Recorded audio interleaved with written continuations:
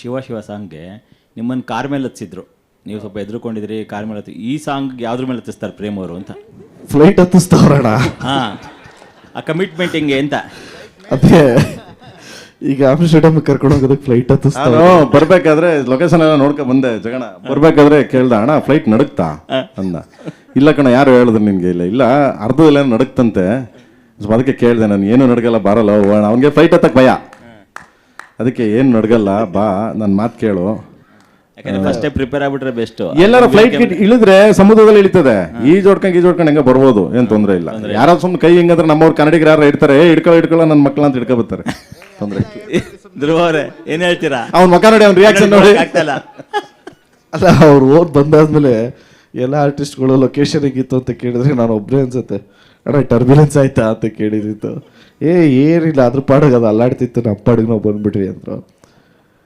So ಇಲ್ಲ, ಈ ಸಾಂಗಲ್ಲಿ ಆಗಲೇ ಹೇಳ್ದಂಗೆ ಎಷ್ಟೊಂದು ಜನ ಟ್ಯಾಲೆಂಟ್ಸ್ಗೆ ಒಂದು ಅವಕಾಶ ಸಿಗುತ್ತೆ, ಅವ್ರನ್ನ ನೋಡಿ ನಮಗೆ ಕಲಿಯೋವಂಥ ಒಂದು ಅವಕಾಶ ಸಿಗುತ್ತೆ.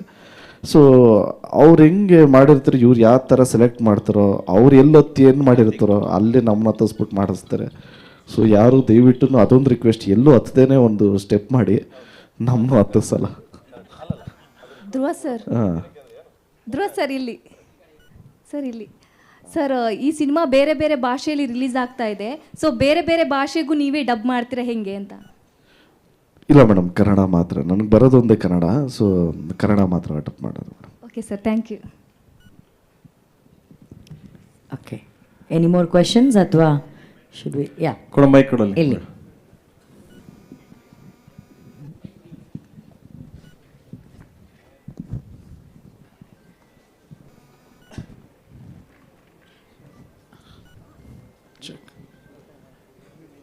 ಪ್ರೇಮ್ ಸರ್, ಯಶವಂತ್ ಅಂತ ಫಿಲ್ಮ್ಬಿಟ್ಟಿಂದ. ಎಸ್ ಮಾ. ಸರ್, ಈಗ ಆಮ್ಸ್ಟರ್ಡಮ್ನಲ್ಲಿ ಶೂಟ್ ಮಾಡಬೇಕು ಅಂತ ಹೇಳಿದ್ರಿ, ಆ್ಯಂಡ್ ಇದು ರೆಟ್ರೋ. ಸೊ ಅಲ್ಲಿನ ಒಂದು ವಾತಾವರಣಕ್ಕೆ ರೆಟ್ರೋ ಹೆಂಗೆ ಫೀಲ್ ಕೊಡುತ್ತೆ ಅಂತ?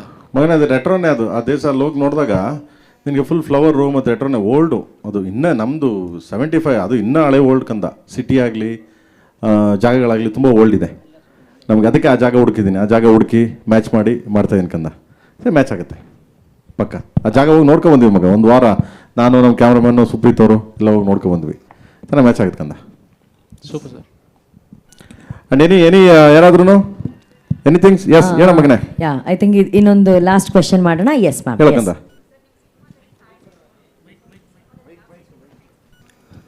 ಓಕೆ, ನಿಮ್ಮ ಸಿನಿಮಾದಲ್ಲಿ ಯಾವಾಗಲೂ ತಾಯಿ ಸೆಂಟಿಮೆಂಟ್ ಇರುತ್ತೆ. ಈ ಸಿನಿಮಾದಲ್ಲಿ ಯಾವ ಸೆಂಟಿಮೆಂಟ್ ನ ಎಕ್ಸ್ಪೆಕ್ಟ್ ಮಾಡ್ಬೋದು? ಎಮೋಷನ್ಸ್ ಇದ್ದೇ ಇರ್ತಕ್ಕಂಥ, ಒಂದೇ ತರ ಎಮೋಷನ್ಸ್ ಅಂತೂ ಮಾಡೋಕ್ಕಾಗಲ್ಲ. ಇದರಲ್ಲಿ ಧ್ರುವರ್ನ ನೋಡಿದ ತಕ್ಷಣ ಖಂಡಿತವಾಗ್ಲೂ ಅವರ, ನಾನು ಒಂದು ಹೇಳಕ್ಕೆ ಇಷ್ಟಪಡ್ತೀನಿ. ಜೋಗಿ ಟೈಮಲ್ಲಿ ಗೀತಕ್ಕ ಯಾವಾಗಲೂ ಹೇಳೋರು, ಸಿನಿಮಾ ನೋಡಿರಲಿಲ್ಲ ಅವ್ರಿಗೆ. ಒಂದ್ಸರಿ ಕಪಾಲಿ ಥಿಯೇಟ್ರಿಗೆ ಬಂದು ಅವರು ಸಿನಿಮಾ ಥಿಯೇಟ್ರಿಗೆ ನೋಡ್ಕೊಂಡು ಸಿನಿಮಾ ರಿಲೀಸ್ ಆದಾಗ ಹೊರಗಡೆ ಬಂದಬೇಕಾದ್ರೆ ಅಕ್ಕ ಹೇಳಿದ್ರು ನನಗೆ, ಅಣ್ಣನ್ನ ನೋಡೋಕ್ಕೆ ಆಗ್ತಾಯಿಲ್ಲ ಪ್ರೇಮ್, ನನಗೆ ಮನೇಲಿ ಬಂದರೂ ಹಂಗೆ ಕಾಣ್ತಾರೆ, ಅದು ಯಪ್ಪ ಎಷ್ಟು ಇದು ಅಂತ. ಅಂದರೆ ಆ ಥರ ನನಗೆ ಧ್ರುವರ್ ನೋಡಿದಾಗ ಹಂಗೆ ಅನ್ಸ್ಬಿಡುತ್ತೆ ನಿಮಗೆ ಕೊನೆಯಲ್ಲಿ ಲಾಸ್ಟಲ್ಲಿ ಅಷ್ಟು ಎಮೋಷನ್ ಇದೆ. ಸೊ ಕಾಳಿದಾಸ ಅಷ್ಟು ಅದ್ಭುತವಾಗಿ ಕಾಣ್ತಾನೆ, ಅಷ್ಟು ಎಮೋಷನ್ಸ್ ಅವನ ಮೇಲೆ ಪ್ಲೇ ಮಾಡಿದ್ದೀವಿ ನಾವು ಕಳೆದ ಸಿನಿಮಾಲಿ. ಸೊ ಅದನ್ನಂತೂ ಹೇಳ್ತೀನಿ ನಾನು, ಓಕೆನಾ? ಆ್ಯಂಡ್ ಅವಾಗಲೇ ಹೇಳ್ದಂಗೆ ಮನಂ ಗೋಪಾಲಕೃಷ್ಣ ಅವರು ತೀರೋಗಿದ್ರು, ಅದನ್ನು ಇದನ್ನು ಮಾಡಿದ್ವಿ. ಆ್ಯಂಡ್ ಅವ್ರಿಗೆ ಇಲ್ಲಿಂದನೇ ಶ್ರದ್ಧಾಂಜಲಿ ಸಲ್ಲಿಸಿದ್ದೀವಿ. ಆ್ಯಂಡ್ ಫಸ್ಟ್ ಸಾಂಗ್ ತುಂಬ ದೊಡ್ಡದಾಗಿ ಹಿಟ್ ಮಾಡಿದ್ರಿ. ಆ್ಯಂಡ್ ಸೆಕೆಂಡ್ ಸಾಂಗ್ ರಿಲೀಸ್ ಆಗಿದೆ. ಆ್ಯಂಡ್ ಶೂಟಿಂಗ್ ನೆಕ್ಸ್ಟ್ ಮಂತ್ ಆಗುತ್ತೆ, ಆಗಸ್ಟ್ಗೆ ಪಿಕ್ಚರ್ ರಿಲೀಸ್ ಆಗುತ್ತೆ. And thank you so much, ನೀವೆಲ್ಲ ಬಂದಿದ್ದು, ಯಾರ್ದು ಏನು ತೊಂದರೆ ಇಲ್ಲ ಅನ್ಕೊಂತೀನಿ. Thank you so much. And ನಾಳೆ 45 ಟೀಸರ್ ಲಾಂಚ್ ಆಗುತ್ತೆ ನಮ್ಮ ಇದೊಂದು.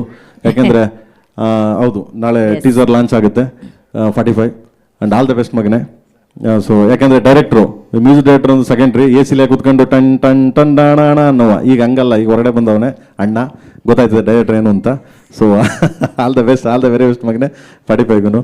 And thank you so much. Thank you ಎಲ್ಲರಿಗೂ. Thank you so much. Thank you.